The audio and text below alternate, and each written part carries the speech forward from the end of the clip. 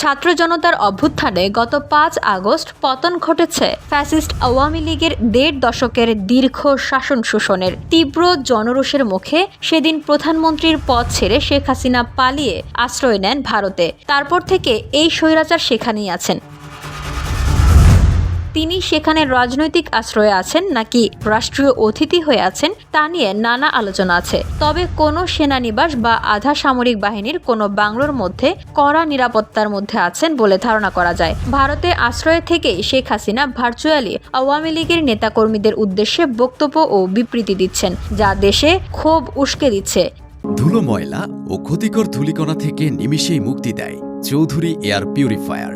এর শক্তিশালী সাকশন ঘরের কোনায় কোনায় লুকিয়ে থাকা সকল ধুলা টেনে ফিল্টার করে এবং বের করে আনে নির্মল ও স্বাস্থ্যকর হাওয়া।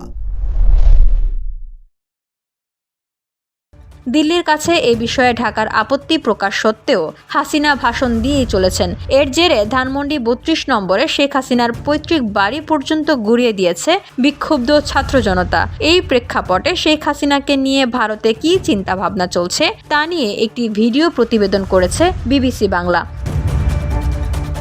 প্রতিবেদনে বলা হয়েছে, শেখ হাসিনাকে বক্তব্য বিবৃতি দিতে দেওয়া হলেও আসলে তাকে আবার রাজনৈতিক প্রেক্ষাপটে এনে বসিয়ে দেওয়ার ক্ষমতা বা ইচ্ছে ভারতের নেই। পতনের দিন ভারতে হাসিনার পালিয়ে যাওয়ার প্রসঙ্গ টেনে প্রতিবেদনে বলা হয়েছে, ৬-৭ মাস আগে শেখ হাসিনা যখন হিন্দন বিমান ঘাঁটিতে অবতরণ করেন তখন ভারতের ধারণা ছিল তার এই স্টপ ওভার বড়জোর ৬-৭ ঘন্টার জন্য। সেই ভুল ভাঙতে অবশ্য বেশি সময় লাগেনি, তাকে পাঠানো সম্ভব হয়নি তৃতীয় কোনো দেশে। আজও রাষ্ট্রীয় অতিথি হিসেবে তিনি ভারতেই অবস্থান করছেন। হাসিনার বিষয়ে ঢাকায় ভারতের সাবেক হাই কমিশনার পিনাক রঞ্জন চক্রবর্তী বলেন, হাসিনার ভবিষ্যৎ আমি বলতে পারি না, তিনি নিশ্চয়ই কোথাও যাচ্ছেন না। সাবেক এই কূটনীতিক বলেন, আমাদের এমন কোনো পলিসি নেই কোনো রাজনৈতিক নেতার জন্য যে তাকে জোর করে ফেরত দেওয়া। জানি না ভারত সরকার কি ভাবছে। আওয়ামী লীগের তো সেরকম একটা চেষ্টা আছে, আমার মনে হয় না এখন পর্যন্ত সেরকম কোনো পরিস্থিতি আছে। শেখ হাসিনার উপর বাংলাদেশের মানুষের ক্ষোভ সহজে যাবে না উল্লেখ করে শ্রীরাধা দত্ত বলেন, ৩২ নম্বর ভাঙার পর আওয়ামী লীগ একটা সহানুভূতি পেয়েছে।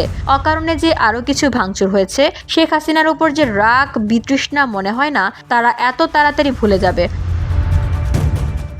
আওয়ামী লীগ একটা ঐতিহাসিক দল, তারা নিশ্চয়ই একটা নির্দিষ্ট জায়গা নিয়ে আছে, কিন্তু আওয়ামী লীগের প্রধান হিসেবে শেখ হাসিনাকে যে সবাই আর কখনো মেনে নেবে সেটা নিয়ে আমার প্রশ্ন আছে। ভারতে হাসিনাকে বক্তব্য বিবৃতি দিতে দেওয়ার বিষয়ে বিবিসি বাংলার প্রতিবেদনে বলা হয়, একটা জিনিস পরিষ্কার, দলীয় নেতাকর্মীদের উদ্দেশ্যে তাকে হয়তো ভাষণ দিতে দেওয়া হচ্ছে। তার মানে এই নয় যে ভারত শেখ হাসিনাকে আবার বাংলাদেশের রাজনৈতিক চালচিত্রে হাতে করে বসিয়ে দিতে চাইবে। বাস্তবতা হলো ভারতের সেই ইচ্ছেও নেই, হয়তো ক্ষমতাও নেই। VOD Bangla news desk.